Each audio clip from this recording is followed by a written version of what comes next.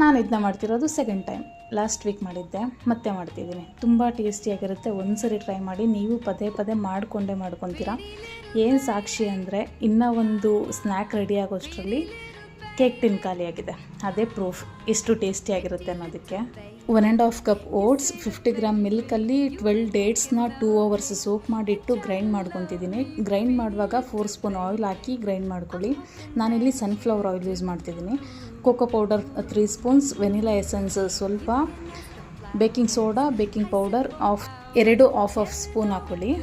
ಅಷ್ಟು ಹಾಕಿ ಚೆನ್ನಾಗಿ ಮಿಕ್ಸ್ ಮಾಡಿ, ಅದು ಗಟ್ಟಿ ಇತ್ತು ಅಂದರೆ ಸ್ವಲ್ಪ ಮಿಲ್ಕ್ ಹಾಕಿ ಚೆನ್ನಾಗಿ ಒಂದು ಅದಕ್ಕೆ ಬರೋವರೆಗೂ ಮಿಕ್ಸ್ ಮಾಡಿಕೊಂಡು ತುಪ್ಪದಿಂದ ಗ್ರೀಸ್ ಮಾಡಿರೋ ಬಟ್ಲಿಗೆ ಟ್ರಾನ್ಸ್ಫರ್ ಮಾಡಿ, ಅದ್ರ ಮೇಲೆ ಮೆಲ್ಟೆಡ್ ಡಾರ್ಕ್ ಚಾಕ್ಲೇಟ್ ಹಾಕಿ, ನಿಮಗೆ ಬೇಕಿರೋ ಡ್ರೈ ಫ್ರೂಟ್ಸ್ ಆರ್ ಸೀಡ್ಸ್ ಯಾವುದಾದ್ರೂ ಓಕೆ ಹಾಕಿ ಅದನ್ನು ಲೋ ಫ್ಲೇಮಲ್ಲಿ 25 ಮಿನಿಟ್ಸ್ ಕುಕ್ ಮಾಡಿದ್ರೆ ರೆಡಿ ಆಗುತ್ತೆ. ಸೂಪರ್ ಸಾಫ್ಟಾಗಿರುತ್ತೆ, ತುಂಬ ಟೇಸ್ಟಿಯಾಗಿರುತ್ತೆ. ಒಂದ್ಸರಿ ಟ್ರೈ ಮಾಡಿ ನೋಡಿ, ಸಖತ್ತಾಗಿರುತ್ತೆ. Thank you.